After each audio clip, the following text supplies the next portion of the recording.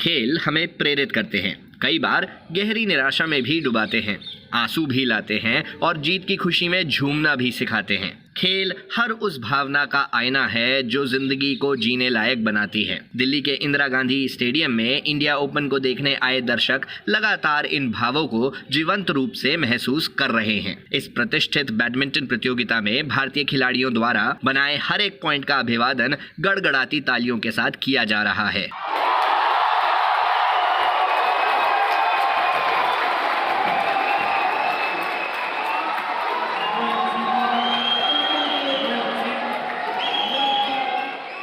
हर थोड़ी देर में मैदान इंडिया इंडिया के नारों से गूंज उठता है।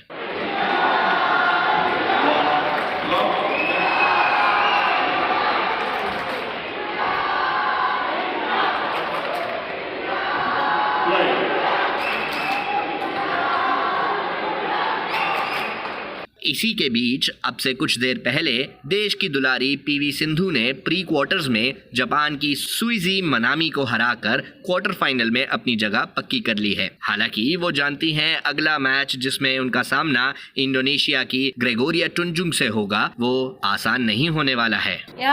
Very happy playing with her. I think for the first time, and I think there were quite some long rallies, and I think I was prepared for it. I'm happy that I could give my 100%, and I think now. So tomorrow I'll be playing against Gregoria, and it's obviously I need to be prepared. I need to be my 100%. It's not going to be an easy match. She's not going to give easy points. So I hope for me it's one match at a time, and I hope I do well. Sindhu ने अभी तक अपने दोनों मुकाबले सीधे 2 set में जीते हैं, जो उनकी अच्छी फॉर्म का संकेत तो है ही, साथ ही उनको कल के मैच के लिए भी मदद करेगा। डेफिनेटली फ़ायदा होता है क्योंकि 3 मैच खेलने से ऑब्वियसली ज़्यादा थक जाता है और रिकवरी में भी थोड़ा टाइम लगता है। 2 मैचेस में कंप्लीट किया तो we'll get enough recovery and get back and be prepare for tomorrow. इससे कुछ देर पहले पुरुषों के एकल वर्ग में भारत के किरण जॉर्ज ने भी एक शानदार जीत दर्ज की और क्वार्टर फाइनल में अपनी जगह सुनिश्चित कर ली। फ्रांसीसी प्रतिद्वंद्वी के खिलाफ किरण पहले सेट में 15-20 से पीछे थे, लेकिन फिर लगातार 7 अंक जीत उन्होंने एक शानदार वापसी की और 2 सीधे सेट में मुकाबले को जीता। I was 20-15 down, so I just gave my all. I didn't think about winning or losing. Yeah, I could play freely. It means good, but I'm still focused for my next match. Yeah, it's a huge confidence booster as well. Going into tomorrow's match, it'll help a lot. कल लक्ष्य सेन का अपना पहला match हारकर tournament से बाहर होने के बाद भारतीय समर्थकों में किरण की इस जीत ने एक नई ऊर्जा भर दी है। सेन अपना मैच चीनी ताइपे के चुन यी लिन से हारे थे। आप हैं लक्ष्य Sen. Yeah, I think couldn't really play my game, and overall the movements were a bit slow today and not getting under the shuttle to connect well. But credit to him, he played a really good game. I prepared really well against him and the strategies, but I think today was the day I couldn't really find my grip. लक्ष्य Sen, HS. Prannoy और प्रियांशु रजावत के tournament से बाहर होने के बाद पुरुषों के एकल वर्ग में अब जॉर्ज भारत की एकमात्र उम्मीद है। वो कहते हैं कि उन्हें दर्शकों के प्रोत्साहन से खासी ऊर्जा मिलती है। Thank you for all the fans who came out to support. Just the atmosphere was electrifying. It's really good. The fans, the support was amazing. Yeah, thank you for coming today. इसके अलावा युगल वर्ग में भारत का आज का प्रदर्शन कुछ खास नहीं रहा। मिक्स डबल्स में जहां तनीषा क्रास्टो और ध्रुव कपिला की जोड़ी को प्री क्वार्टर्स में हार मिली, तो वहीं महिलाओं के वर्ग में भी अपनी जोड़ीदार अश्विनी पोनप्पा के साथ तनीषा क्रास्टो को हार का सामना करना पड़ा। उधर श्वेतपर्णा पांडा और ऋतुपर्णा पांडा की जोड़ी को भी बेक और ली की विश्व रैंक नंबर 1 जोड़ी के खिलाफ हार का मुंह देखना पड़ा। आप हैं श्वेतपर्णा पांडा। जिस गेम प्लान के हिसाब से खेलना सोच के गए थे वो नहीं खेल पाए, जैसे कि ब्लॉक और लिफ्ट ये सब हो गया, ये सब ऐड ही नहीं किया। बाकी वो लोग अटैक में काफ़ी फास्ट है, तो हमें ही कन्वर्ट करके अटैक लेना था जो नहीं हो पाया। होपफुली मैं उसके ऊपर और प्रैक्टिस करके आऊँगी और नेक्स्ट टाइम अच्छे से अप्लाई कर पाऊँगी। और अब इसके बाद कारवां कहाँ जाएगा?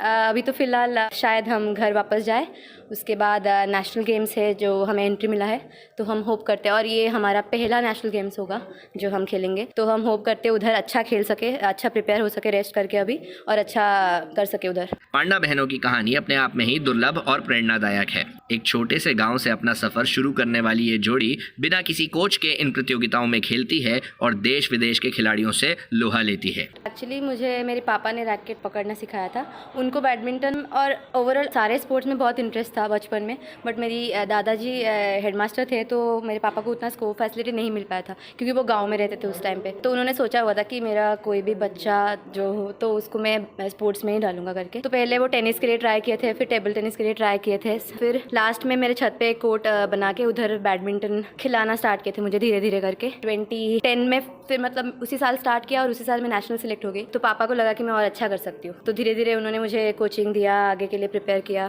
फिर मैं सिंगल्स खेलती थी 2016-17 तक। उसके बाद फिर मैं डबल्स में शिफ्ट हुई थी 2017 में। मैं हैदराबाद आई थी, ज्वाइन हुई थी एकेडमी। फिर 2022 में मैं उधर से आ गई थी वापस मैं पापा के पास। फिर मेरी बहन के साथ पेयर हुई 2022 में, और अभी तक फिर हम डबल्स खेल रहे हैं। 600 समथिंग से स्टार्ट किया था, अभी 38 में है। अच्छा, ऐसे बहुत सारे यंग बच्चे होंगे जो आपकी स्टोरी सुनेंगे तो इंस्पायर होंगे कि बिना किसी कोच के भी हम यहाँ तक पहुँच सकते हैं, और बस जज्बा हो तो हम यहाँ तक पहुँच सकते हैं। उनके लिए आप कोई मैसेज देना चाहो तो?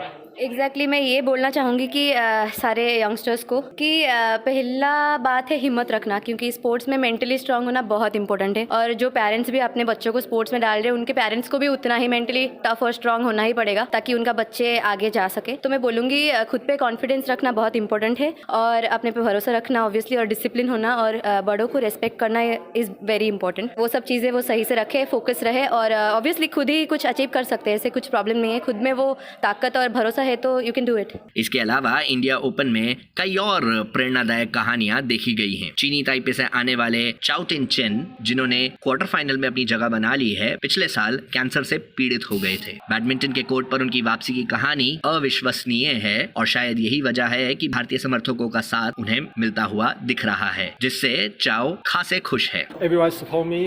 Many people help me, and really thanks God for giving me a healthy body. I can play here, so I really appreciate here. However, I win or lose, I really enjoy here because I go to final 2 times here, and maybe 2017 and 18. So yeah, I come here many years, so pretty enjoy here. Pretty happy to enjoy in India. ऐसी ही कुछ कहानी भारत के HS. Prannoy की भी है, जो पिछले साल बीमारी के चलते कई महीनों तक कोर्ट से नदारद थे। वापसी का सफर मुश्किल जरूर रहा है, लेकिन ये खेल के प्रति उनका प्रेम और जनता का प्यार है, जिसकी वजह से प्रणॉय आज भी इंडिया ओपन में शिरकत करते हुए दिख रहे हैं। Post chikungunya, it was really tough to kind of get back to normal work. And almost 2-3 months to kind of just be on the court, and that states how bad the after effects were. And I think it's a tough spot to be in as an athlete, and a lot of uncertainties as well.